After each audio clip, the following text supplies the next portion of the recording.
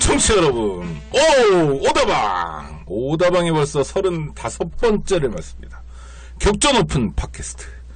오다방이니까 오피니언 리더가 많이 듣는, 이 방송만 들으면 누구나 오피니언 리더가 될 수 있는, 발음이 조금 꼬였습니다. 오다방입니다. 언제나처럼 지난주에 못 오셨는데요. 오늘 서혜성 작가 와 계십니다. 안녕하세요. 네, 안녕하십니까. 오스트랄로피테쿠스도 듣는 오다방. 오스트랄로피테쿠스가 지금 어디 있습니까? 네. 지난주에 왜 못 오셨어요? 지난주에 무슨 남산에 네. 안기부터 옛날에 했던 그런 자리들을 어떻게 좀 잘해볼까 하는 그런 회의가 거듭 있는데 제가 물릴 수 있는 회의가 아니어서. 그렇죠. 네, 그렇습니다. 네. 이 방송에서 말씀드리긴 좀 그렇고. 네, 역사를 제대로 기억하고 보존하는 역할을 지금 서혜성 작가께서 열심히 해주고 계신데, 그런 일을 직업적으로 하는 사람이 있죠. 책으로 써가지고. 네. 오늘 그분을 모셨습니다. 네. 그런 일만 하는지 아닌지는 좀 따져봐야 되는데, 뭐 먹고 사는지 제일 궁금한 사람. 그러니까요. 일단 성함부터 알려드리겠습니다. 박세길 선생님이십니다. 어서 오십시오. 반갑습니다. 감사합니다. 이분을 소개할 때 꼭 소개해야 될 게, 사실은 죄송합니다만 그것만은 아니겠지만 많은 분들이 알고 계시는 게 다현사 박세길. 네. 다시 다현사. 옛날에는 그냥 이게 DNA 일종이었죠? 아니 굉장히 많은 사람들이 염색사 네. 그런 거 다시 쓴 한국 현대사. 그게 언제 나왔죠? 일권 나온 것이 1988년. 88년. 중요한 것은 제 나이 26살 때였습니다. 우와. 지금 저기 하는 거야? 과시하는 거야? 과시하는 거야? 과시해도 돼, 옛날 얘기니까. 26살 그 때. 시절에는 보통 흔히 있었던 일이죠. 그렇죠. 아마 서혜성 작가님도 아마 그때 뭔가를 버전이 좋아졌어. 않았을까. 옛날에는 이러지 않았는데 이게 버전이 좋았어. 그래서 1권부터 3권까지. 3권은 1992년 10월 6일 날 발행됐는데 또 중요한 것은 네. 제 첫 딸 생일날이 바로 그날이었습니다. 출생일입니까? 출생일과 3권 발행일이 정확히 일부러 맞춘 겁니까? 아니면 우연일 것 같은데? 거의 비슷했는데 출판사에서 다소 조정하여 맞췄어요. 근데 거의 틀리진 않습니다. 제왕절개 수술은 아니고. 사실은 제왕절개 수술이었는데 아무튼 맞는 얘기입니다. 이게요. 이게는 얘기 아닙니다. 네, 이게 어마어마하게 팔렸죠. 그때 돌베개였나요? 예, 돌베개. 돌베개가 였고 지금도 돌베개입니다. 한동안 그거로 먹고 살았던 것 같은데요. 왜 다시 쓰는 현대사가 그 당시에는 거의 교과서 같은 책이었지 않습니까? 솔직히 말씀드리면 일단 저로서는 운이 좋았다. 때를 잘 만났다라고 밖에는 얘기를 할 수가 없는데, 그때 이제 그런 어떤 류의 현대사를 간절히 원하고 있던, 그 간절히 원하는 사람들이 또 무지무지 많은 그런 시절에 어떻게 탁하니 이제 던진 것이 한마디로 그냥 대박을 됐다, 이렇게 얘기를 할 수 유행하는 있죠. 말로 대박을. 그러니까 지금 그런 책 내면 아마 안 팔릴 겁니다. 그러니까 이런 거죠. 사실 그 전까지 있어도 현대사가 있긴 있었죠. 정확하게 말하면 분단사였죠.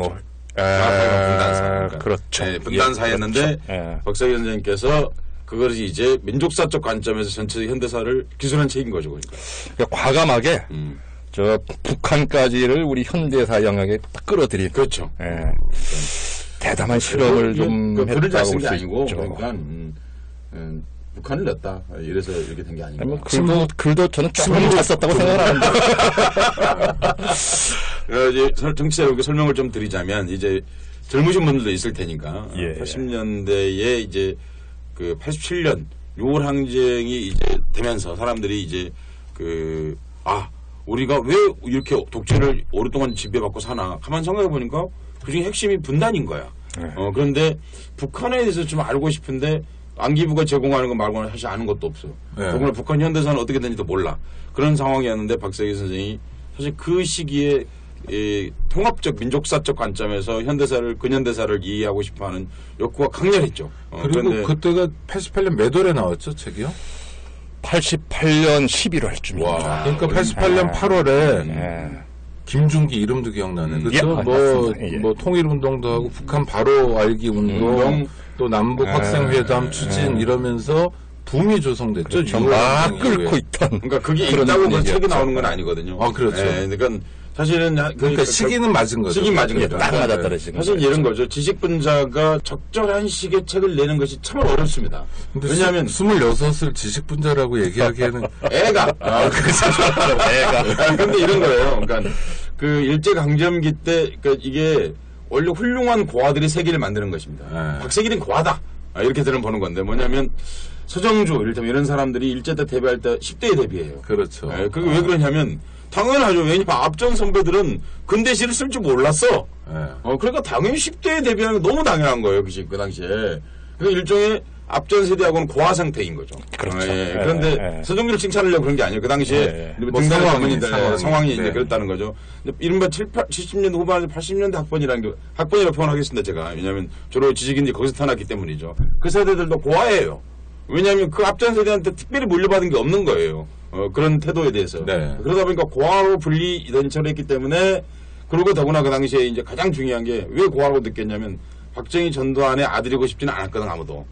쓸만한 사람 중에 여기서. 그러니까 네.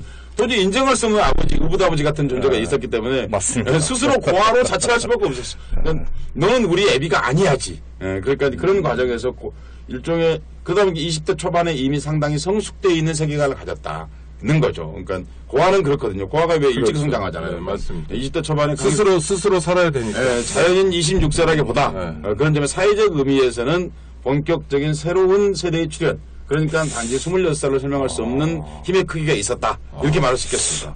제가 왜 26살 때 쓸 수 있었는지에 대해서 우리 서혜성 작가가 좀 명쾌하게 네. 설명을 해준 것 같습니다. 저도 오늘 처음 깨달았습니다. 사실 그전에 알고 보니까 그러네요. 예, 예. 두 분은 친구시죠? 그렇죠. 예, 밖에 나가면 친구입니다.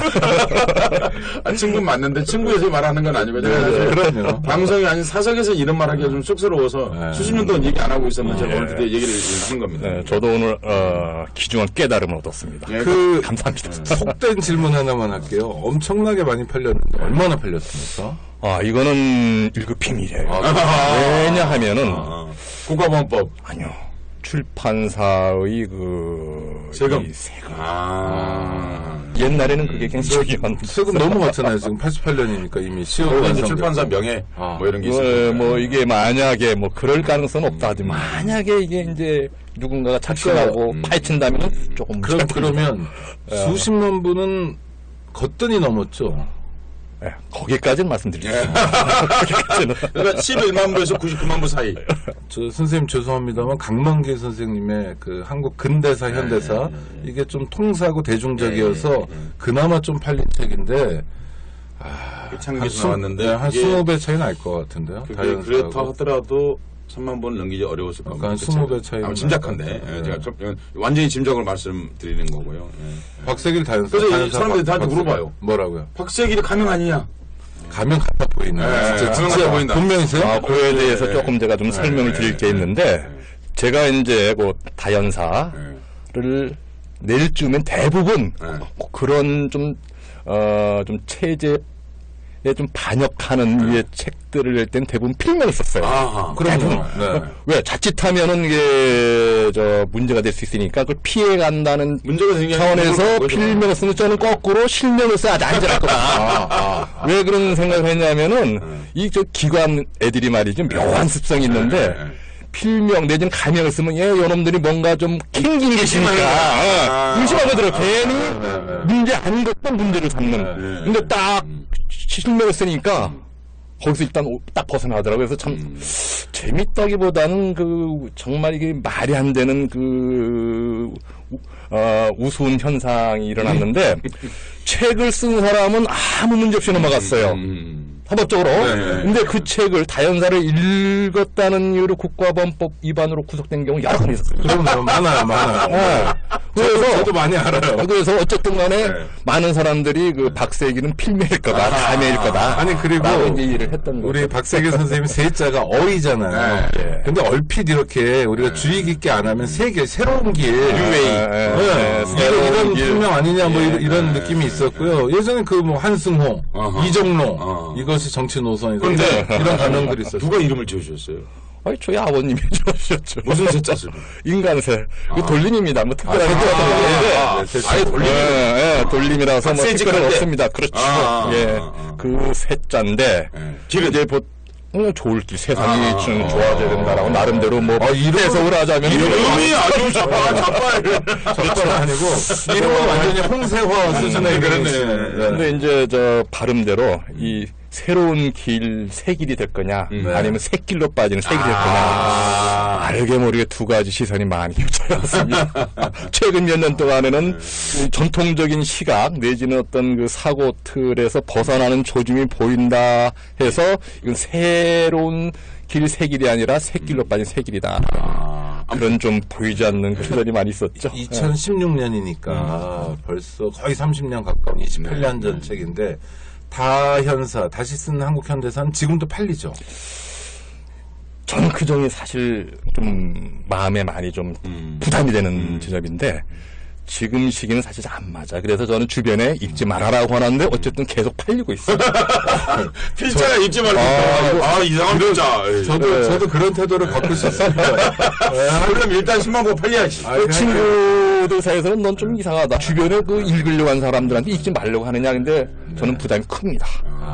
그 출판사 측에서 작년에 그 문의가 왔습니다. 그 기존의 그 필름 있지 않습니까? 네네. 너무 낡아서 더 이상 찍을 수가 없기에 다시 그걸 일일이 쳐서 새로 그 편집을 하려고 한다. 그러니까 이왕 이런 기회에 좀 개정판을 좀 내는 게 어떻겠습니까?라고 해서 고민을 해봤는데 도무지 엄두가 안 나는 거예요. 그래서 이것은 이제 1990년대에 한 그 시대에 있었던 그 역사 인식을 담아낸 것으로 그냥 이렇게 둡시다. 해서 이제 개정판에 신판이 나온 거예요. 편집을 다시 해서 이제 전혀 새로 뭐 나왔는데 이 모양이 달라지니까 어떻게 또 더 많이 팔려요? 이게 그래서 또 부담이 더 커지는. 하여튼 뭐 그런 이렇게 상황이 말씀을 드리면 될 있습니다. 것 같아요. 우리는 그릇을 형식이라고 그러는데요. 그릇. 그렇지 않습니다. 사실은 우리가 빗살무늬 토기 뭐 이렇게 쭉 변화해 오면서부터 그릇 자체가 하나의 내용입니다. 역사 그래요? 인식이라는 일종의 그릇과 같습니다. 그러니까 그건 8, 90년대 한국의 당시 지식인들이 가지고 있었던 역사 인식, 적어도 분단사를 넘어서려고 했던 어떤 지금 보면 좀 투박할 수도 있지만 그 당시로서는 아주 중요한 안 맞는 게 있을 수 있죠. 아니 지금 빗살무늬 토기가 우리에게 안 쓰고 있지만 그걸 규정하게 여기는 것과 같은 거죠. 그 시대 인식, 그 시대 인식으로서의 의미를 부여할 수 있다. 그런 점에서 지금 책을 팔리는 거에 대해서 여러분 진짜 안 사보거나 그러지 마시고 왜냐하면 그 당시 지극히 정보가 제한적이었기 때문에 박세길 선생이 그 책을 쓰면서 어느 사실분을 적어먹 끝날 수도 있습니다. 왜냐하면 특히 북한에 관한 부분은 정보 접근 자체가 거의 불가능했기 때문에 그런 부분들이 있다 하더라도 그 시대에 그 어떤 청년 학자, 청년 지식인이 어떤 고민을 했는가를 같이 느껴보는 것도 그런 의미가 있다 이렇게 말씀드릴 수 있습니다. 다시 쓰는 한국 현대사의 저자 박세길 우선 선생. 또 하나 이거 중요한 게 이름이 굉장히 중요한 겁니다. 왜냐하면 다시 쓰느냐 말을 가지고 뭘 다 한 거냐면요. 기왕에 얘기가 나왔으니까 이전까지 있었던 건 아니었다. 그렇죠. 이런 싸가지 없는 굉장히 시건방지는 사실 그리고 26살 청년이 잠깐만. 아니 26살 청년이 건방지게 다시 쓰는? 그러니까 지금까지 있는 건 가짜였다는 얘기잖아. 그뿐만이 아니라 사업가 출신도 아니시죠. 그렇죠. 철학가 아니에요? 예, 전혀 이상한 사람이야. 그러니까 역사를 전공하지도 않은 사람이 철학가 출신이 현대사를 다시 쓰니까 굉장히 참 시건방짐을 넘어서 다시 쓰는 한마디로 아니 내가 가령 한국사가 아니고 다시 쓰는 생물학사 그래봐요. 생물학자들이 뭐라고 그랬어 나한테요. 이런 똑같이 반응을 하겠죠. 그런데 다시 쓰는 역 썼단 말이에요. 근데 철학은 공부를 했습니까? 학교 다닐 때. 아니 저희 어머님 표현을 그대로 빌리자면 대모하기 바빠 죽겠는데 무슨 공부였습니까? 그러면 감옥에 다녀오셨죠? 예, 물론 갔다 무슨 일로 왔습니다. 가셨습니까?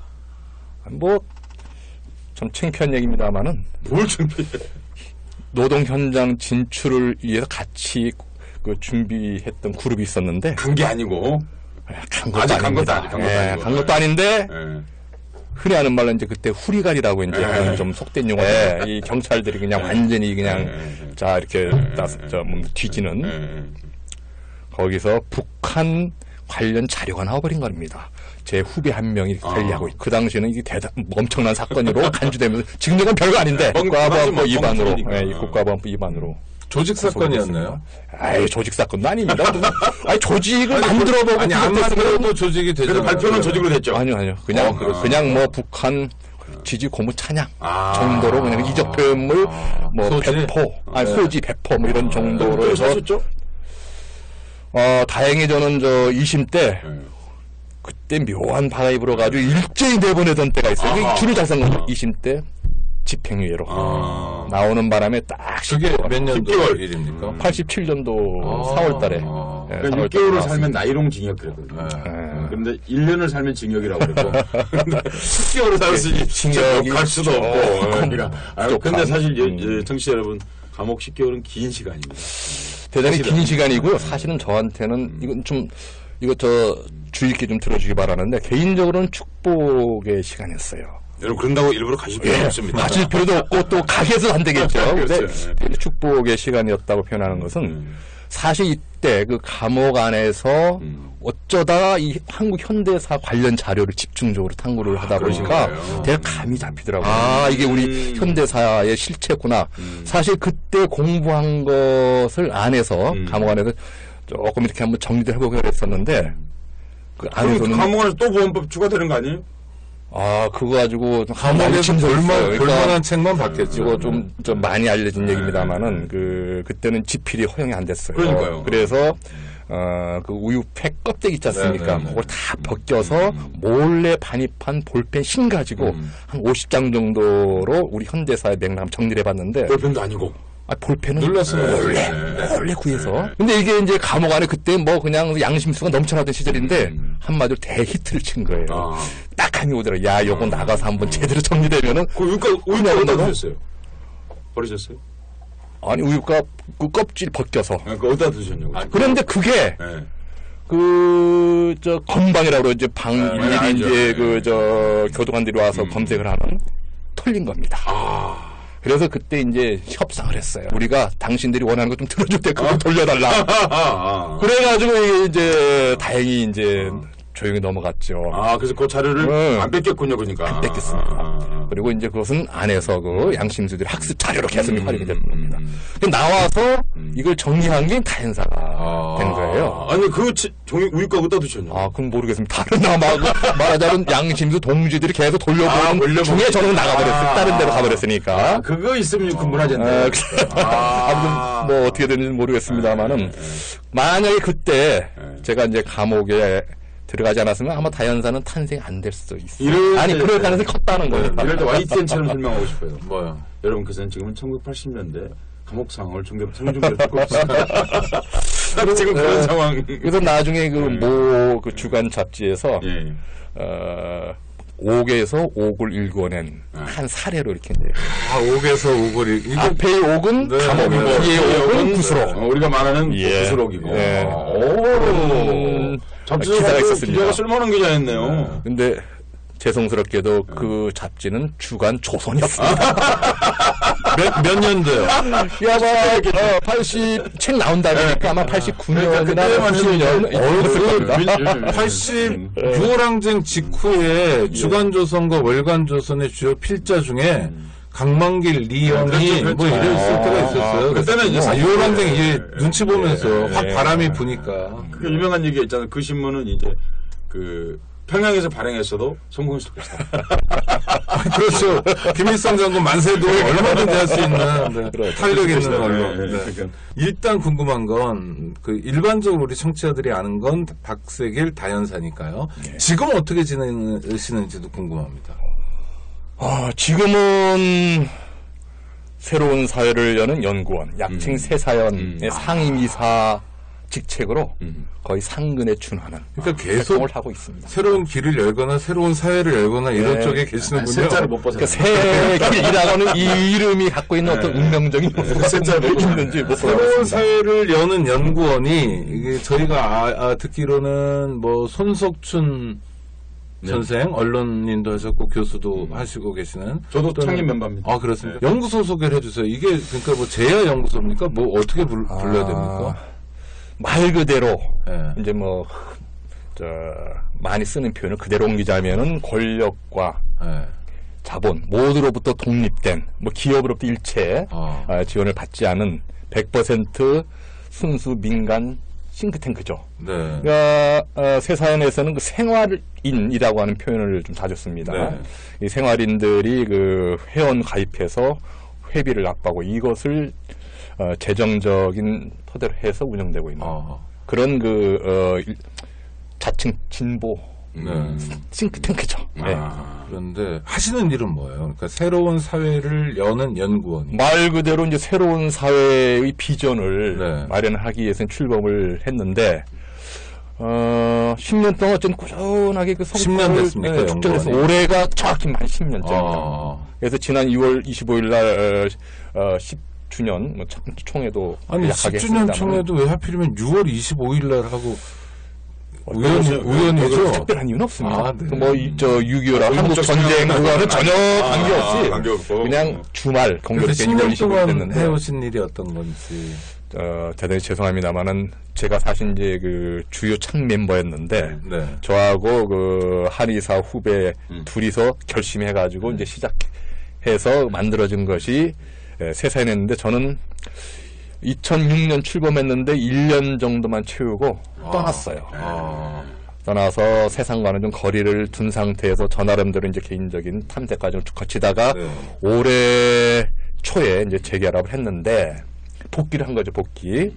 그래서 사실 자세한 내막은 잘 모릅니다. 모르지만은 이 객관적인 그 성과, 예를 들면은 뭐 출간된 간행물이라든가 내지는 뭐 보고서 등등을 고았을 어쨌든 매년 한두 권의 책은 낼 정도로 꾸준히 그 당시 시대 상황을 회복하고 나름대로 여러 가지 정책 대안을 마련했다. 예를 들면은 2012년 대선 전에 리셋 코리아라고 네. 한국 사회 거의 모든 문화를 막론하는 정책 대안을 하나를 이렇게 좀 종합해서 낸 연구 성과물이 있어요. 한국 사회 한번 이렇게 가보자. 예. 네. 그것을 이제 대통령 선거에 즈음해서 던진 거죠. 네네. 이런 방향으로 한번 한국 사회를 완전히 재구성을 해보자라고 하는 이런 그러한 것을 꾸준히 해왔습니다. 좀 더 드리면 네. 새사연은 어떤 일을 하는 데냐면요. 그러니까 지금까지 주로 연구소가 이제 학교에 속해 있거나, 그렇죠. 혹은 이제 회사들, 기업에 네. 속해 있거나 이런 것이었는데 또 시민운동을 다양한 각도로 했지 않습니까? 네. 근데 이것은 이제 시민운동 영역이긴 한데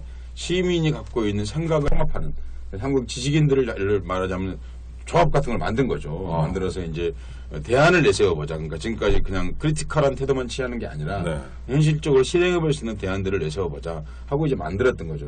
근래에 서사인이 어떤 일을 하고 있는지 궁금하시면 그 서사인의 이메일 그 가입하시면 돼요. 그럼 매주마다 소식이 와요. 뭐 가령 뭐 몽골에서 무슨 일이 있었다 그러면 몽골 사태를 진단해보자. 약간데 뭐 이런 형태로 해서 그 우리가 당면하고 있는 이슈들을 막연하고 추상적인 게 아니라 당면하고 있는 이슈들에 대한 진단과 그것을 어떻게 풀어가 볼 것인가 하는 그런 것들을 같이 제기하는 싱크탱크이죠. 그런데 싱크탱크는 사실 회원들만 갖고 되는 게 아니라 그걸 후원해주는 사람들이 사실 많이 있어 활동도 더 다양하게 할 수 있는데 우리나라에서는 싱크탱크가 참 세계적으로 싱크탱크가 없는 나라거든요. 사실.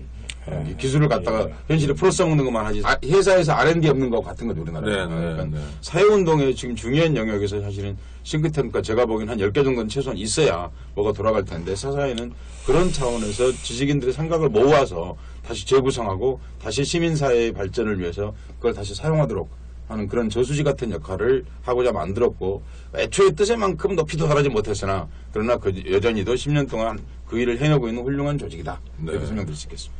새로운 사회를 여는 연구원입니다. 거기서 지금 상임이사로 활약하고 계신데요. 박 선생님 사실 모시게 된 거는 어떻게 지내나 궁금하기도 하고요.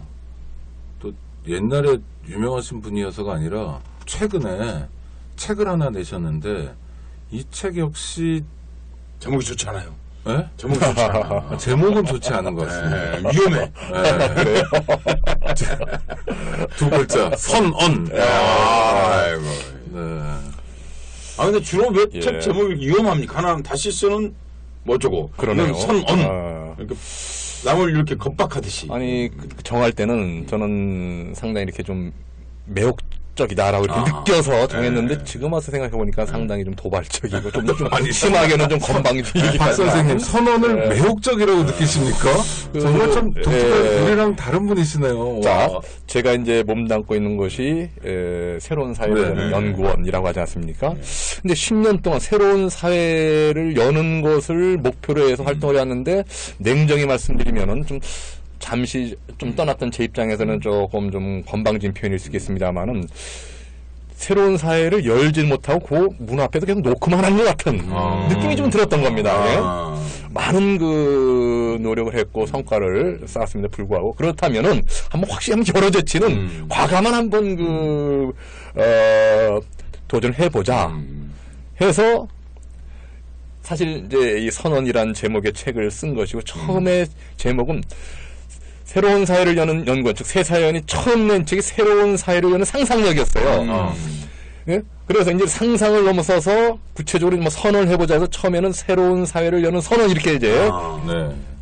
제목을 정했는데 31살 연구원 분이 한 분 계시는데 여성 연구원입니다. 예, 이분이 상근하시는 분이 계세요. 예, 제안하기를 그냥 앞에 생략하고 그냥 선언하십시오. 그러면 사람들이 좀 궁금해서 호기심을 느껴서 이렇게 보게 될 겁니다라고 제안을 하는데 아주 귀가 솔깃하더라고요. 그래가지고 그냥 거두절미하고 그냥 선언해버린 겁니다. 예.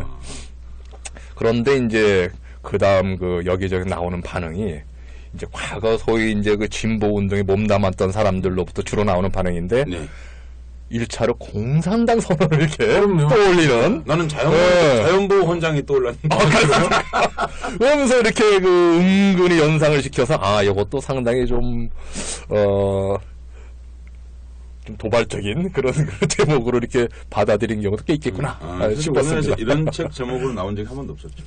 선언. 네, 없었죠. 선언이라는 제목이 말이 들어간 책 자체가 없었죠. 그렇죠. 앞에 뭐가 붙죠. 보통 붙은 책은 뭐 이러저러하게 있었는데 어렵죠, 사실. 그래서 감히 쓰는 선언 거는. 이렇게 제목을 친 경우는 없었더라고요. 그 어떤 내용을 담으신 거예요? 뭐 간단하게 줄여서 말씀드리면은 이 선언이라는 책은 현재 대한민국 사회를 돈 중심 사회로 일단 규정을 짓습니다. 그렇죠. 돈 중심 사회. 돈 버는 게 최고의 목표이고 네. 돈을 중심으로 경제가 돌아가고 돈으로부터 모든 권력이 나온 사회 이렇게 규정을 짓는데 더 이상 이 돈 중심 사회로는 이 사회가 유지 발전하기 어려운 묘하게 한계 봉착했다고 규정을 하고 네. 그 반대물인 사람 중심 사회로 전환을 해야 된다라고 이제 주장을 하는데 네. 왜 사람 중심 사회로 가야 되는가? 객관적 이유가 있어야 될 거 아닙니까? 네, 그 이유를 설명하고 그럼 어떻게 가야 되는가? 실행 전략까지를 담아서 근데 사람 하나의, 중심 사회라고 하니까 약간 북한 얘기 아닌가 하는. 네. 예, 일화 하나 소개하면은 이제 그 작고하신 그 신영목 선생님이 그 자리를 마련해 주셔서 주로는 이제 기업 그 경영자들 대상으로 해서 제가 특강을 한 적이 한 번 있었어요. 네. 2012년도에 네네. 그 강의 제목이 사람 중심의 미래 경영이었습니다. 네네. 근데 강의에 대한 평은 대단히 좋았어요. 홍보 네. 좋았는데 일각에서 왠지 주사파 냄새가 난다. 그러니까 이 사람 중심이 또 주사파. 이 묘하게 우리 사회에 이렇게 연관짓는 그런 좀 그러니까요. 일종의 습관, 이제 문화가 좀 있는데. 이게 메카시 영향이죠. 메카시 그렇죠. 예. 근데 뭐 저는 뭐 논리적으로 전혀 무관하다고 이렇게 강변하고 싶은 생각은 없는데 읽어본 사람들은 뭐 전혀 그런 상상을 하지 않는. 네. 아니 예를 오히려 들어서 이런 겁니다. 똑같은 얘기여도 인본이란 말 아니에요? 그렇죠. 한자로? 인본주의 하면 그런 느낌이 하나 없는데 네. 사람 중심하면 그런 느낌을 가져요. 자동 연상. 그렇죠? 사실 그 북한에서 이른바 그 주체사상 혹은 사람 중심의 세계를 얘기한 것이 제가 보기에는 그렇게 대단한 일이 생각하지 않거든요. 왜 그러냐면요.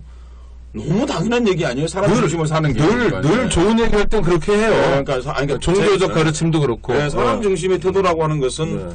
그 그리스 이후에 지금까지 역사를 지금까지 인간 활동에서 가장 중요한 부분을 차지하고 있는 것이죠. 특별히 그것이 북한에서 얘기하는 사상일 수는 없는 거죠. 그러니까. 지극히 보편적인 인류사에서 사람이 사람 중심으로 생각해야지 그럼 뭐 물질 중심으로 생각하거나 이러면 안 되죠. 아니 우리나라의 국시가 뭡니까? 방공 말고 진짜 국시. 그런 국시 같은 게 있다면. 네. 아니, 배웠죠. 홍익인간. 네. 홍익인간이 사람 중심이잖아요. 인본주의고. 그렇죠. 널리 사람을 이렇게 한다는 거니까. 그런데, 아니, 그러니까 저만이 아니라 다른 분들도 이 책이 사람 중심이란 걸 아주 전면에 내세우니까. 이를테면 이념 아닙니까? 그렇죠? 우리가 지향해야 될 가치. 그런데 그럴 수 있죠. 예. 책도 안 읽어보고 저처럼 그거 약간 주체사상 얘기 뭐 북한처럼 되자는 거 아니냐라는 의문이 생길 수도 있어서 제가 여쭤보는 거예요. 그래서요. 사실 그런 그 시선이 꽤 저를 좀 내리꽂 찔러댈 것 같아서 서문에 이 선언이라는 제목이 담고 있는 의미 중에 하나는 기존 사상으로부터의 독립 선언이다라는 걸 아예 명시를 했습니다. 일종의 독립선언이네요. 그러니까 기존에 이제 저는 그 사회주의라고 하는 것에 상당히 심취했던 시절이고, 그리고 그 사회주의의 아시아적 변형으로서 마오이즘이나 주체사상에도 굉장히 깊이 있게 진지하게 탐색한 적이 있었다는 걸 솔직히 얘기했습니다. 이 서문에. 그러나 그 이후에 저는 이것을 그냥 접고 뒤로 물러난 것이 아니라 이걸 딛고 넘어서려고 하는 그 다음 지점으로 가려고 정말 오랫동안 그 몸부림쳤고 결국 가까스로 새로운 지점 발을 디뎠다라는 얘기를 서문에 분명하게 드렸고 아마 읽어본 사람들은 다 공감을 하는 것 같아요. 아 이런 맥락이구나. 지금 하고. 책을 보니까 추천서는 또 박원순 시장이 있으셔서 그렇게 됐습니다. 주사파 책은 아니다. 그렇게 연관쳐 이해해도 크게 틀리지는 않을 거예요. 박원순 시장이 쓰신 그 대목에도 나오던데 그 6.15 선언할 때 시민사회가 요청한 일종의 선언문 내용에 반영해달라 하는 그런 내용도 글을 쓰셨다고. 정확히는 남북 정상회담 추진이 결정됐을 때 발표됐을 때 여기에 맞게 뭔가 시민사회가 좀 반응을 보여야 되는 거 아니냐 해서 이제 시민사회 300인 인사 공동 선언이라고 하는 거를 이제 발표를 했는데 그 초안을 좀 제가 잡았던 거예요. 근데 이제 재미있었던 것이 사실 이제 지금도 마찬가지입니다만은 말이 시민사회지 생각이 천양지찬인가. 각양각색 여기 자리한 세 사람만 하더라도 서로 다를 수 있는데 그 다양한 사람들의 생각을 고루 충족시키는 게 사실 쉽지 않았던 거죠. 어렵죠. 근데 그거를 어쨌든 제가 딱 써가지고 거의 한 번에 다 통과가 됐어요. 그런 점이 이제 당시 그 시민운동에 종사했던 지금의 이제 박원순 시장 내리 굉장히 좀 인상 깊게 이렇게 좀 박혔나 보더라고요. 당시는 아마 참여연대 사무처장이었을 텐데. 그렇죠? 아마 그랬을 거예요. 참여연대 사무처장이었던 당시 박원순 변호사가 볼 때 초안을 박세계 선생이 작성했는데 신기하게도 300명이나 되는 말 많은 사람들이 거의 아무런 이견 없이 그 초안을 통과시켰다. 제가 기억하기에는 그렇다면 거의 초유의입니다. 그저 이력 없는 일이다. 제가 선언문을 하도 많이 저도 써봐서 특히 남북 관계는 어려워요. 원래 이제 저에 대한 일반적인 식은 이제 그대로 표현하면 NL 골수 꼴통 정신하게 이런 인식이 강했는데. 전 뜻밖의 이제 그런 초안을 내놓았던 게 굉장히 의외의 이력고, 그래서 많이들 이제 기억을 했던 것 같아요. 안녕하세요. 오창익입니다. 인권연대는 정부나 기업의 지원을 사양하고 오로지 시민의 참여로만 운영하는 100% 순도의 민간 인권단체입니다. 1999년 창립 이래 한눈 팔지 않고 오로지 인권운동에만 매진해 왔습니다. 인권연대 회원으로 참여해주세요. 인권연대 회원이 늘어나면 그만큼 인권연대의 활동도 풍부해지고 활발해집니다. 인권연대 회원 가입은 인권연대 홈페이지를 참고해주세요. 감사합니다. 그래서 이제 박원순 시장과 일적 관계로 그런 신뢰가 있으시군요, 그러니까. 그런 이렇게 좀 간간히 이렇게 서로 이렇게 만나는 정도 수준이지만은 그런 좀 서로에 대한 중요한 일을 할 때, 중요한 일을 할 때 이제 거죠. 그런 인연이 있으셨군요. 그러니까 여기 있는 사람들 혹은 일반 지식인들은 다 조금 알 수 있겠습니다만은 돈 중심 사회와 사람 중심 사회를 가장 중요한 차이점 어느 것이라고 생각하시는지 이 선언에서 중요하게 다루고 있는 내용이지 않습니까? 조금 전에 이제 말씀드렸습니다만은 어떤 개별 기업을 봐도 그렇고 전체 우리 국민 경제를 봐도 그렇고 명확히 돈 버는 걸 최고의 목적으로 삼고 있고 현재는 그리고 돈의 흐름 을 중심으로 기업이나 전체 경제가 돌아가지 않지 않습니까? 그리고 당연히 그 정치 이반자들도 그런 맥락에서 접근하고 그리고 주식회사 제도를 보면 알지만은 모든 권력은 돈으로부터 나옵니다. 재벌이라고 하는 것이 그러한 그 돈을 권력의 원천으로 삼는 시스템을 극단화시킨 거죠. 동권력이죠? 네, 동권력이 쉽게 얘기하면. 정반대로 보시면 됩니다. 사람이 곧, 최고의 목표이고, 모든 경제활동의 중심이고, 그리고 사람도 모든 권력이 나오는 이 재밌는 건 말이죠. 이 진보적 성향의 사람들은 이 벤처에 대해서 굉장히 좀 무관심하거나 냉소적인 반응을 보이는데 오히려 이런 사람 중심 경제 내지는 사회의 싹을 보여주는 게 이 벤처 기업이에요. 자세히 들여다보면 여기서 뭐 장황하게 얘기를 할 수 없겠습니다만 정치자들 잘 이해해 보는. 예를 들면 이런 겁니다. 좀 가끔 일부 진보 매체에 소개됩니다만은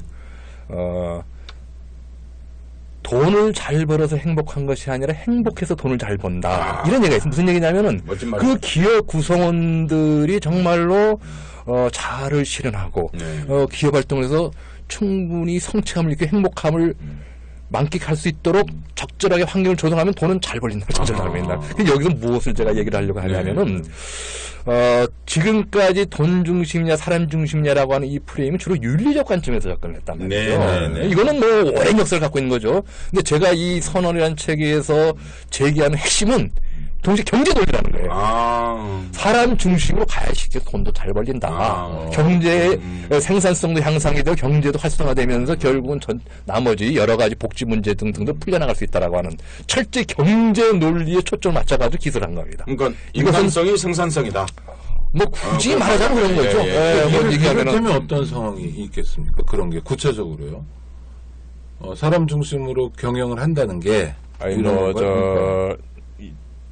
이 책에 제가 일일이 소개하지는 않았습니다만은 기사화된 한 사례 중에 하나는 1년 휴가에 제한이 없는 그런 실제 기업이 있어요. 연가가 자기가 쓰고 싶은 대로 쓰는 거예요. 출퇴근 시간도 제한이 없는. 뭐 하는 회사입니까? 주로 이제 IT 분야 회사인데 이제 당연히 벤처 기업이죠. 한마디로 구성원이 정말 열정을 갖고 얼마만큼 몰입할 수 있냐. 그러니까 자 요즘 창조 경제라는 말을 많이 씁니다. 이게 우리 박 대통령이 썼다고 해서 좀 기분 나빠하는 사람이 많은데 박원순 시장은 똑같은 표현을 써요. 사실은 그래요? 지식 경제를 얘기했다가 창조 경제로 입장을 바꾸신 것 같은데 했더니 자기는 원래부터 창조 경제였다고 딱 이렇게 그냥 취미를 대시던데. 자, 창조 경제라고 하는 거는 간단히 말씀드리면은 지식, 감성, 상상력으로 구성되는 인간의 창조력이 가치 창출의 주요 원천으로 되는 그런 경제입니다. 여기서 핵심은 얼마만큼 자발적 열정을 갖고 몰입을 하냐에 따라서 이제 생산성이 좌우가 되는데 자발적 몰입을 하려면 사람이 목표가 돼야 되죠. 사실 수단이 되면 안 됩니다. 그렇죠. 그러면 조직의 부속품이 되면 안 돼요. 활동 중심이 돼야 돼요. 그 다음에 아무런 결정권도 행사 못하고 그냥 주어진 기계적으로 수행한 절대 몰입이 안 되죠. 자기 결정권을 행사할 수 있어야 됩니다. 실제 그런 것을 잘하는 IT 분야 벤처기업은 잘 나가요. 그렇지 못한 경우는 결국은 후진 문화에 발목 해가지고 문 닫습니다. 그런데 이게 그냥 IT 등 이러한 어떤 신산업 분야만이 아니라 기존의 제조업도 마찬가지라고 하는 것이 이제 오히려 사람들의 창조적 능력을 키우는 걸 위주로 해서 한마디로 그냥 단순 육체 노동했던 사람들 엔지니어로 양설하면서 기업의 생산성이 엄청 향상되는 이런 것들이 다 어떻게 보면 사람을 중심에 놓고 기업 경영의 기조를 바꿔버린 틀을 바꾼 그런 사례고 사례는 오히려 많습니다. 전체적인 소설지만. 잘 알겠습니다. 근데 대략 그렇게 옛날 80년대 신문평을 하면 박세길이 계량주의자가 됐다. 이런 말을 들을 가능성이 계량주의자가 아니라 변절을 한 거예요. 그러니까 박세길은 큰 궤적적 변화가 있다는 느낌이 들어요. 지금 얘기를 들으면서요. 그렇습니까? 스스로 그러니까 말만 사람 중심이지 내용이 완전히 바뀌었어요. 스스로도 과거 좌우 구도 내지는 좌파적 관념이 주면 그 말은 100번 옳습니다. 근데 전 거꾸로 이제 이 책에서 계속 논증을 해가는데 현재 돈 중심 사회 그 뿌리는 자본주의인데 이것을 어떻게 넘어설 거냐? 기존의 사회주의적 관념 내지는 전략은 절대 불가능하다. 오히려 사람 중심 사회라고 하는 이 해법이 기존의 자본주의 어떤 그 독소를 치유하고 넘어서는 현실적인 길이 될 거라고 저는 논증을 하고 있습니다. 그래서 이것을 여기서 장황하게 얘기를 해야 될지 모르겠는데 그런 점에서는 저는 진정한 과거 좌파적 전통을 오히려 창조를 계승한 사람이라고 저는 자부를 하는데 과거 잣대로 보면은 뭐 변절이고 배신이고 그런 얘기고 농담을 한 얘기고요. 그러니까 예. 지난 한 200년 동안 서구 사회를 중심으로 해서 일어났던 어떤 이데올로기 진영, 예. 그 이데올로기라는 게 쟁투하기 위한 목적이 아니라 새로운 세계를 설정해가면서 이제 나온 것이지 않습니까? 그런 과정에서 이제 쟁투도 생기고 갈등도 생기고 이제 그렇죠. 그런 것인데요. 선생님 이 책에서 얘기하고 있는 것처럼 좌우를 넘어서는 진보. 사실 이제 굉장히 좋은 표현인데요. 그러니까 사실 그러니까 그 반대를 위한 반대, 약간 그런 것들이 없고 뭔가 창조성이 그 안에 개입될 수 있는 여지를 이제 말씀하시고 그런 것들을 세상에 이끌어갈 수 있다, 바꿀 수 있다. 기본적으로는 지금도 여전히 큰 틀에서 보면 일종의 개혁주의 혹은 혁명주의적 관점 자체는 뭐 그건 유지되고 있다는 생각이 들어요. 말하자면요, 여전히. 그러면 좌우를 넘어서는 진보라는 건 뭐 어떤 것일까요? 글쎄요, 이걸 어떻게 간결하게 설명하는 게 겹쳐서 능력인데 아직까지는 그 능력을 제가 이제 못 이 갖춰서 책에서 굉장히 중요한 대목이 사실 생각이 예. 들어서요. 일단은 네. 뭐 책 내용과 무관하게 이제 네. 최근에 이제 브렉시트 네, 네. 현상 내지는 저 미국의 그 트럼프 현상 등을 우리가 보면서 확연하게 느낄 수 있는 것은 과거 좌우도 자체가 이제는 거의 뭐 뒤죽박죽이 되면서 무의미해져 가고 있는 예. 이 가난한 자들이 오히려 극우 세력과 뭐 손잡고 이런 점에서 기존 좌우구도의 유효성은 분명 사라져가고 있다라고 하는 걸 이제 우선 좀 잠깐 네, 짚고 싶고요. 네, 네. 우선 더불어서 이 기존 좌우 구도에서 항상 진보는 왼쪽에 있다라고 하는 것이 뭐 불변의 통념이었는데 한번 보십시오. 냉장에서 기존의 그러한 좌파적 관념으로 문제를 효과적으로 해결해 나가는 것이 전 세계 어느 곳이 있는가. 한때 남미 좌파가 연쇄적으로 집권하면서 뭔가 새로운 가능성을 보여준다 싶었는데 지금 다 엉망이 되고 있잖아요. 지금 결과적으로. 안타깝지만은 베네수엘라 같은 경우에 더 심한 경우 더 심각하고요. 뭐 최근에 브라질 등등 저는 이런 점에서 우선 냉정하게 한번 짚어봐도 대목이 있다. 저는 왜 이 좌파적 관념 내지는 전략이 지금의 이 신자유주의 이후를 설계해야 될 이 세계사적 국면에서 무기력해졌는가? 저는 오히려 이제 문제를 한번 진지하게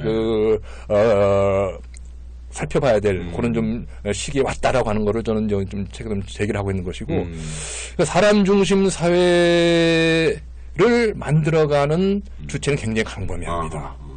그러니까 예를 좀 말이죠. 여기서 하나 좀 새롭게 좀 제기하고 있는 대목 중에 하나가 상인들 하면은 보통 좌파 운동가들은 이 뿌띠부르주아 해가지고 그렇죠. 되게 정원시하는 네. 저 사람들은 사실 그 19세기 관념이죠. 그렇죠. 근데 저는 사람 중심 사회를 만들어가는 유력한 하나의 주체로 자영업자들이 뭐 구체적인 사례까지 좀 들어가면서 한마디로 이제 관념의 변화가 이제 불가피한 하나의 지점이라고 보여지고 당연히 중소기업 경영자들 중엔 하나의 당사자들이죠. 파트너 수준이 아니라 파트너 수준의 당사자. 그래야만 자신들의 문제를 해결할 수 있는 말하자면 기업의 지속 가능성을 보장받을 수 있는. 의외로 저는 이 중소기업 심지어는 대기업 일부 경영자들과 직접 만나서 대화보면 이 얘기에 상당히 깊이 공감을 합니다. 저도 지금 말씀을 굉장히 드리면서 공감을 해요. 이런 생각이 들거든요. 사실 이제 한국의 노동운동에 늘 막히는 부분 중에 하나가 저는 생각하게 놓치고 있는 부분이 있다. 사실 한국은 자영업자 비율이 엄청나게 높은데도 불구하고 자영업자들하고 뭔가 세계의 따뜻함을 공모하고 뭐 혹은 진보를 얘기하고 이런 기회는 아예 없지 않았는가 지난 70년 동안 없었죠. 없다가 2008년 글로벌 금융이 겹치면서 이 사람들이 극도로 억눌렸다가 분위기가 바뀌니까 이제 그야말로 같이 살자, 함께 살자, 이 상생의 가치를 내세우면서 이제 막 진출을 해요. 자발적인 진출합니다. 근데 아직도 이제 진보정은 이 의미를 제대로 해석하고 이것을 진보의 한 동력으로 수용하는데 굉장히 주저하거나 내지는 기피하고 있죠. 아니, 어쩌면 철학도 없어요. 이분들은 어떻게 해야 될지 사실 모르고 지금 이제 중요한 말씀 하셨다고 생각이 들어서 이제 그 말씀을 드리는 이 책에도 이제 그런 내용이 나와 있습니다. 그러니까 여러분들 이제 이거 선언이라는 박세길 선생님 쓰신 책을 보시면 이제 그런 내용들을 이제 보실 수가 있는데 그러니까 그랬을 때 지금 얘기하신 과거의 이제 상인 흔히 말해서 19세기식 표현이죠. 그러니까 그런 사람들에 대한 태도에 대한 지금 수정적 관점을 얘기하고 있는 거지 않습니까? 어떻게 보면 전면적인 시각, 네. 전환이 요구된다는 거죠. 그보다 더 이제 중요한 것은, 네. 자, 우리 고용시장의 90%를 내지는 가까이를 차지하는 게 중소기업이라고 하는 사실 다 잘 알 그렇죠. 거예요. 네, 근데 그렇죠. 노동운동 차원에서는 중소기업 노조 조직률이 2%밖에 안 됩니다. 네, 없습니다. 그리고 그 2% 2. 이. 네, 100명에 둘. 네. 근데 그 2% 대부분 한국노총 소속이에요. 소위 그 민주노총 소속생님 거의 없습니다. 네, 네, 네. 무슨 얘기냐 하면은 우리가 노동운동이라고 하는 이 영역에서 중소기업 완전히 배제됐다는 얘기예요. 정확히 얘기하면 중소기업 환경에 맞는 노동운동 개척하는데 완벽하게 실패했다는 얘기입니다. 그러니까 중소기업도 실패했고 자영업자는 생각도 안 해봤고. 아예 시도도 안 해봤고. 네. 자, 절대 다수를 찾는 중소기업 노동자들은 노동운동으로 배제돼 있다, 소외돼 있다, 이렇게도 표현할 수 있는데, 문제 핵심 뭐냐면 중소기업 환경에 맞는 노동운동의 전략. 그건 결국 제 결론은 네. 사람 중심 사회라고 하는 이 좌표를 가질 때만이 나오더라라는 얘기예요. 굉장히 중요한 문제입니다. 네, 이건 현실적으로. 네. 중소기업 노동자일수록 노동조합이 더 절실하죠. 노동 조건이 안 좋을 테니까. 그렇죠. 그럼 예능도 많고, 해고가 쉽고, 그러니까 당연히. 그런데 그러면 사람 중심 이념, 사람 중심의 가치를 수용하면 됩니까? 구체적으로는 어떻게 해야 됩니까? 간단히 말씀드리면 일단은 이제 경영자들의 경영 마인드가 함께 바뀌어야 됩니다. 말 그대로 사람 중심. 으로 그러니까 노동자를 말 그대로 기계의 한 부속품으로 돈벌이 수단이 아니라 함께 그 운명을 헤쳐나가는 동반자로서 보고 거기에 맞는 이제 경영 마인드 내지 시스템을 구축해야 되는 게 기본 전제이고 여기에 맞춰서 어떻게 이제 노동자들이 한마디 상생 가능한 방향으로 기업 경영의 또 하나의 그 축이 될 것인가. 이것이 앞으로 이제 우리 중소기업이 살 수 있는 길이고 동시에 노동자가 살 수 있는 그런 점에서 노동운동의 그 좌표 전략이 근본적으로 재정립돼야 되는.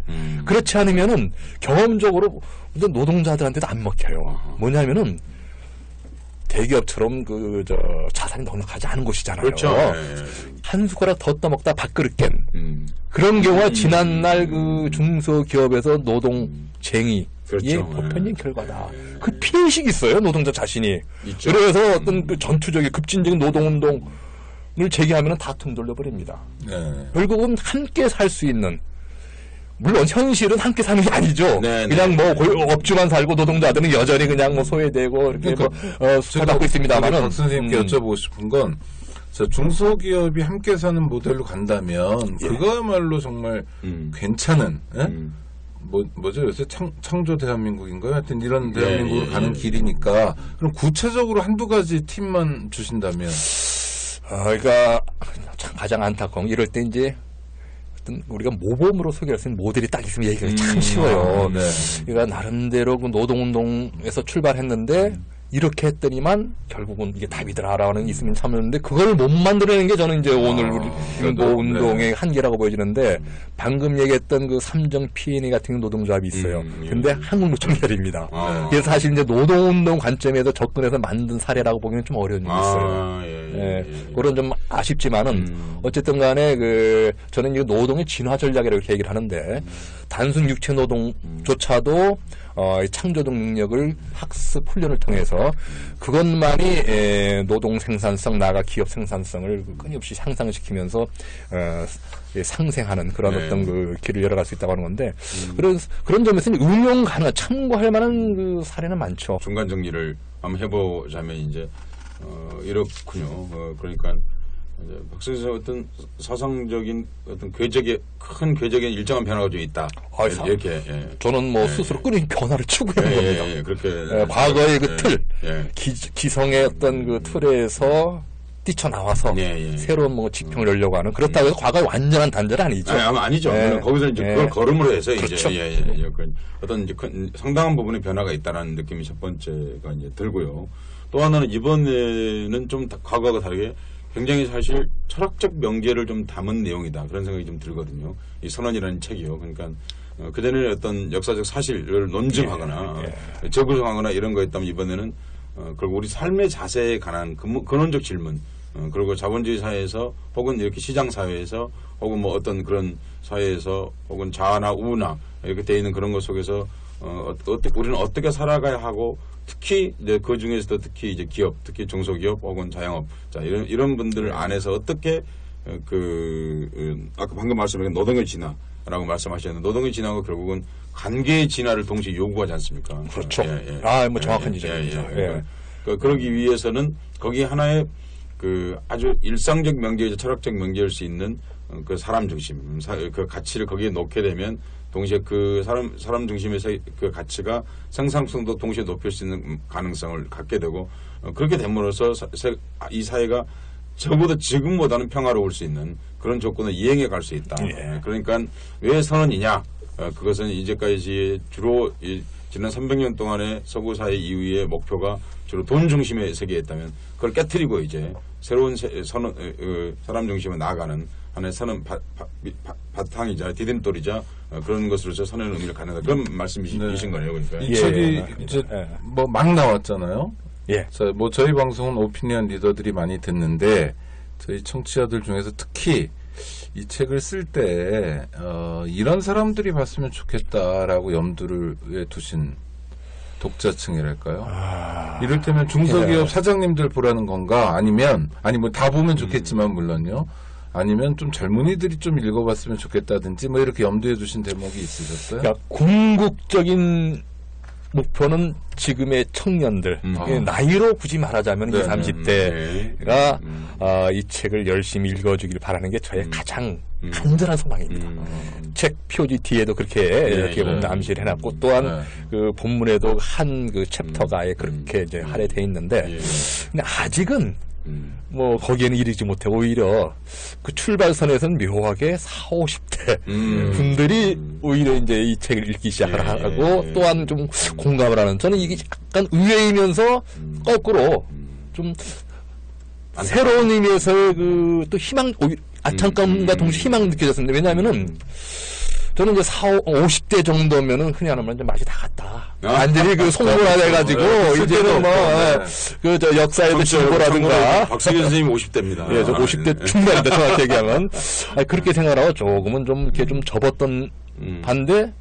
의외로 저는 오히려 쉽게 이 문제에 공감하면서 맞아 우리 사회 이렇게 가야 돼 안 그렇겠구나 이런 얘기를 의외로 좀 많이 들었어요. 많이 들었고 어쨌든 이제 출판사를 집계해 본 바에 의하면은 현재 40, 50대 분들이 1차로 우선 이 책을 읽기 시작을 하고 있다라고 하는 건데 한편은 안타깝죠. 한편은 또 굉장히 희망적인 요소가 될 수 있겠다. 그래서 저는 40, 50대가 교량 역할하고 다리를 놔주는 역할을 하면은 그 다음에 이제 20, 30대가 본격적으로 이 문제의식을 가슴에 품고 뭔가 그 행동으로 들어가는 좀 그런 어떤 그 역동적인 장면이 펼쳐지지 않겠는가라고 하는 게 제가 현재 머릿속에 가장 환상적인 그림입니다. 아마 비슷한 생각이실 텐데 하여튼 50대 중반이시니까요. 돈 중심 사회여도 50대 중반에 이르기까지 살아오신 분들은 그 나름의 경쟁력들이 있는 것 같아요. 하여튼 잘 살았든 못 살았든 성공했든 경제적으로 그렇든 그렇지 않든 간에 하여튼 여태까지 살아왔는데 문제는 돈 중심 사회가 이렇게 심화되는 또 강화되는 상황에서 이 세상과 만나야 될 후속 세대들 젊은이들에게는 이전에 경험하지 못한 정말 새로운 숙제, 고민, 과제 이런 게 놓여져 있는 거 아닙니까? 그렇죠? 그렇죠. 두 가지 점에서 처음에 사회 진출하실 때와 달리 지금은 젊은이들 훨씬 더 어렵게 사회에 진출해야 되는 거잖아요. 어렵죠. 네. 훨씬 어렵죠. 그러니까 이제 50대 이제 저를 기준으로 한번 얘기를 해보겠습니다. 제 동년배를 기준으로 두 가지 점. 하나는 그동안 나름대로 좀 자신감을 가지고 우리 사회를 끌고 왔는데 이게 좀 제대로 안 돌아가요. 갈수록 어려워집니다. 그건 뭐 통계 수치로 나타나지 않습니까? 이거 과거 소위 민주정부 10년 때보다 이명박 박근혜 정부 때 이 성장률로 대표되는 통계 수치가 훨씬 못해요. 훨씬 못합니다. 이거 가벼운 얘기 아니죠. 여기서 이건 아니구나라고 하는 이제 문제식 하나. 그 다음에 부모 자식과의 관계에서 벌써 제 아까 자녀도 벌써 이제 20대 막 중반을 넘어서는데 쉽게 대부분 비정규직이란 말이죠. 아빠는 정규직인데 자식은 비정규직이에요. 거꾸로 되면 괜찮습니다. 내가 비정규직, 자식이 정규직이면 이거는 우리 사회가 좀 더 나은 방향으로 가면 희망적으로 보는데 이건 정반대란 말이죠. 네. 자칫하면은 부모보다 더 못 사는 자식. 이게 계속 그 뒤로 인다는 것은 이거는 잘못돼서 한참 잘못된 거죠. 네. 이건 논리 설명이 필요 없는 겁니다. 네. 이런 점에 대해서 정말 진지하게 고민해보고 뭔가 이거는 잘못돼서 한참 잘못됐구나. 바뀌어야 되겠구나라고 하는 그런 그 고민이 늘 바탕에 있었는데 딱 이 선언 던져지니까 무릎을 치는 이제 그런 분들이 의외로 저는 많이 존재한다고 하는 게 새롭게 전 이렇지 않습니까? 사실 이제 이런 책이 발견했습니다. 이제 본하고 싶은 청년이 이제 가령 고위역에서 지난번에 이제 돌아간 예, 그런 예. 청년 같은 사람들인데 저는 가장 슬펐던 건 그 청년의 죽음이었고요. 사실 그만큼 슬펐던 것은 그 청년의 그 소지품이었습니다. 컵라면. 컵라면만을 얘기하는 건 아니고 예. 거기에는 어떤 문화적인 요소라든지 혹은 소비적 요소가 전혀 들어있지 않았거든요. 정말 이 청년 맞아요. 예. 소비적 요소 무슨 콘서트 티켓이라도 한 장 나왔으면 우리 마음이 아니 좀 차라리 여자 가수 사진에 한 장 들어있었으면 예. 아니 정말 포르노 잡지가 들어있어도 저는 차라리 나왔겠어요. 그런데 거기는 정말 온통 맞습니다. 생산력에 관련된 예. 그리고 사실은 제가 어렸을 적에 본 생산력에 관련된 도구들이었어요. 50년 전에 본 도구들이죠. 예. 그 도구들이 그대로 들어있었거든요. 거기에는요. 그게 정말 저를 슬프게 했어요. 그러니까 이 청년 세대에게 아무 상상력이 없구나. 내지는 상상력을 가질 시간조차 만한 없구나. 여유 없구나. 내지는 뭐 네. 여건이 전혀 안 되는 거죠. 없었던 그러니까 거죠. 사실 이제 그런 청년들에게 이런 메시지가 정말 중요하지 않는가 싶어요. 사실은요. 그런 사람들에게 이 책을 권하고 싶은 그런 마음입니다. 그러니까 근데 어떻게 해서든 근데 이 청년 이제 박사님 선생님이 기대는 20대에 했는데 생각 안 읽고 50대가 있는다는 말씀 때문에 제가 이 말씀을 드리는 거예요. 이제 시작이니까요. 시작이긴 하지만 이런 생각이 드는 거예요. 20대가 왜 그러냐면요. 그렇게 시장이 완벽하게 구속되어 있는 겁니다. 완전히 어떤 면에서 공부 좀 하고 말하자면 시험 잘 보는 애들은 거기에 스스로 포섭된 거고요. 그렇지 않은 사람들은 정말 겨를이 없는 거예요. 그 사람들이. 그러다 보니까 이런 이제 박사 선생님이 쓴 선언에 관련된 그리고 그 선언이 다른 선언이 아니고 바로 사람 중심의 선언인데 근데 그 선언에 올 기회가 사실 없는 거예요. 그렇죠. 아직은 심리적으로 너무 거리가 먼 겁니다. 예. 여기까지 다가가기에는 마음의 여유나 여러 가지 당장 자신에게 막 던져진 수많은 과제들을 생존의 문제죠. 예, 너무 여유가 없는 그런 상태라고 저는 이해를 하는데 그런데 제가 부탁을 드리는 거예요. 그럼에도 불구하고 이 방송을 듣는 분들이 있거든요. 그 20대 청년들에게 말씀을 좀 해주셨으면 좋겠어요. 참 묘하게도 말입니다. 제가 이곳에 오기 전에 그 홍익대학교 교육방송국 학생 3명이서 제가 있는 사무실 찾아왔어요. 인터뷰를 하셨군요. 네, 인터뷰 요가 뭐였냐면 자기들 생각은 너무 우리 사회가 돈 중심으로 하는 것 같다. 사람의 가치를 무시하고 뭔가 문제가 있는 거 아닙니까? 근데 잘 모르겠습니다. 전문가로서 이에 대해서 진단해 주십시오라고 하는 그런 주문 찾아왔던 거예요. 근데 제가 이제 간략하게 이제 설명하는데 이 책을 딱 권하면서 부제를 읽어줬어요. 부제가 이 책의 부제가 사람 중심 사회로 가는 길 이렇게 돼 있는데 딱 보더니 깜짝 놀라는 거예요. 아니 마치 귀신이 홀린 것 같다. 자기들이 이 책 때문에 인터뷰한 게 아닌데 전혀 모르는 겁니다. 전혀 그런 사실 제 이름도 모르고 온 거예요. 그래 어떻게 그냥 새로운 사회를 여는 연구원 사회에 대한 정석이 가지고 있는데 아니 자기들이 정말 막연하지만은 사실 문제의식을 이렇게 나름대로 이미 이렇게 좀 해부를 하고 정리를 하고 그 책까지 나왔는데 마치 이걸 알고도 찾아온 것 같은 느낌이었다고 굉장히 좀 놀라워하고 참 감격해했는데 제가 이 사례를 소개한 건 물론 작은 사례에 불과할 수 있습니다만 제가 만나본 청년들 통해서 혹은 여러 가지 언론 매체를 통해서 보건데 사실은 이 문제의식이 굉장히 건강하게 밑에 깔려 있어요. 다만 두 가지 너무 지금 사는 게 힘들고 그러다 보니까 옆을 돌아볼 기회 없다는 거 하나고 또 하나는 굉장히 중요한 대목인데요. 지금의 20, 30대, 40대 초반까지도 해당됩니다. 승리한 경험이 없습니다. 같이 사람들이 힘을 모아서 뭔가를 돌파하고 일궈낸 경험이 없어요. 97년 외환위기 계속 깨지는 경험만 있습니다. 역시 어제 그 경험인데 지금 이제 서울 시립대 대학원에 재학 중인 학생인데 제가 이런 얘기를 했습니다. 지금 목표하는 바는 1차 이 선언책이 담긴 문제의식을 함께 고민하고 나눌 수 있는 한 1000명 정도 네트워크를 형성해 보겠다라고 했더니 깜짝 놀라. 그게 가능합니까? 가능하다. 그랬더니 그다음 그러면은 모든 게 달라질 겁니다. 그런 얘기를 해요. 네. 응? 1000명이 다른 네트워크에서 같이 고민하면은 뭔가 이제 해볼 만한 자신감이 생길 텐데 저는 거기서 느낀 게 이런 경험이 한 번도 없었구나. 그러다 보니까 과감하게 뭔가 새로운 미래를 향해 도전해 볼 수 있는 그 용기와 배짱이 잘 안 생겼던 겁니다. 그래서 그런 경험을 함께 만들어가는데 앞선 40, 50대 우리 분들이 이렇게 적절하게 다리 역할을 해준다면 저는 엄청난 역동적인 그 변화가 일어날 거라고 저는 확신하는 겁니다. 예. 아니, 지금 좀 분석적으로 말씀하셨어요. 그거 말고 20대들 들려주고 싶은 얘기 1분이든 2분이든 괜찮으니까 짧게. 저는 지금 이 상황에서 그 누군가가 나타나서 정책 한두 가지 구사하면 우리 사회가 확 바뀐다? 이건 환상이라고 말씀드립니다. 만약 그런 생각이면 빨리 벗어나야 된다라고 하는 거. 정말 이제는 우리 사회가 이 돈 중심에서 사람 중심으로 저는 그것을 그 운영체제, OS라고 이렇게 표현했습니다만은 그 전환을 위한 지난한 노력 없이는 사실 안타까운 얘기입니다. 우리 20, 30대 청년 세대의 미래는 점치기 어려운. 그것이 현재 엄연한 우리 현실이라고 하는 것을 좀 직시를 하고, 기존의 이 돈 중심 사회에 대한 아주 비판적 의식을 계속 확산시켜 나가면서 이것을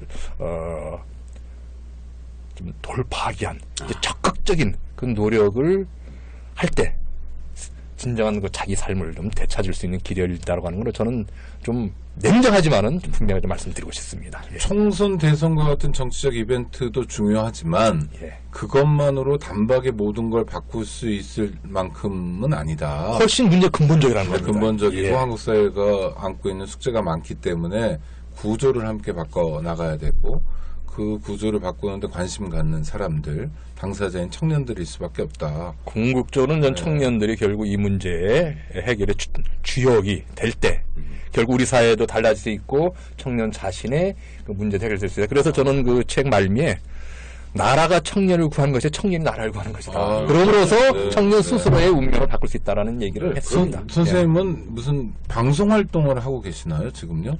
아니요. 그런데 왜 이렇게 방송을 잘하세요?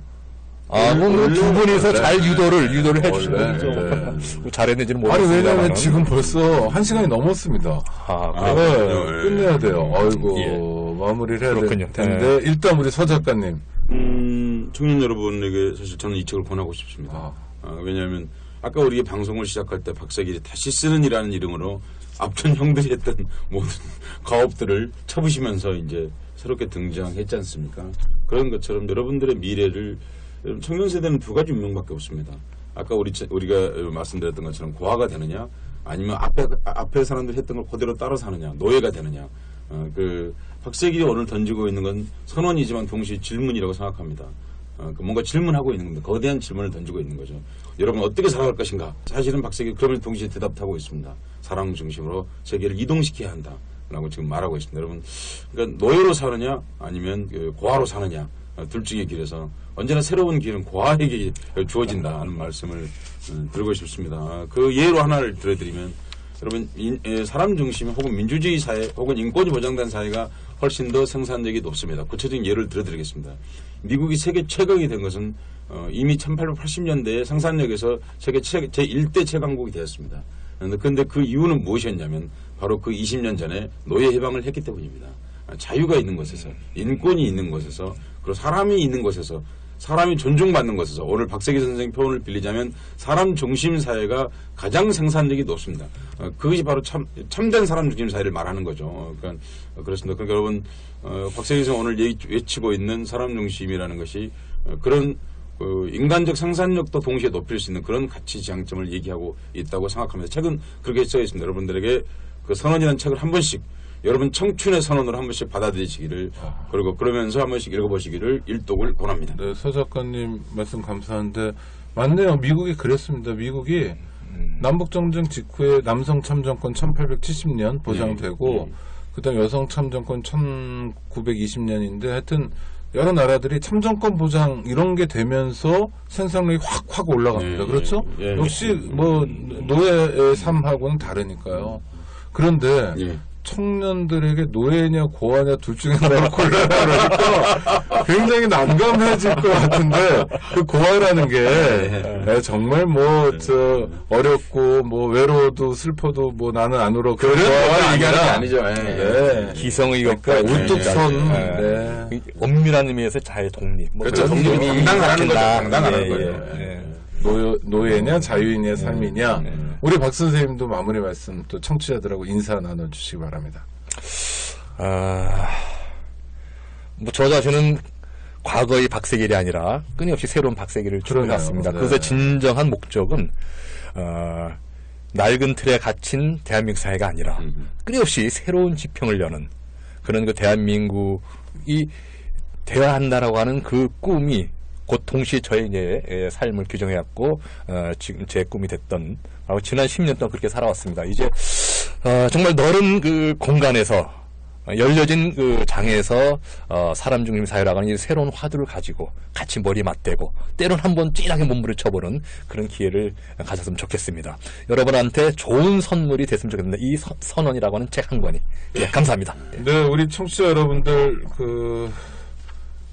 지난 우리 금요일 프로그램이죠. 금요일 프로그램 중에 인문학 산책 김태호 교수님 책이 방송에 나가자 그 이후에 알라딘의 9위까지 올라왔다는 거예요.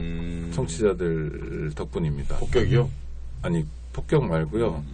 답사? 네.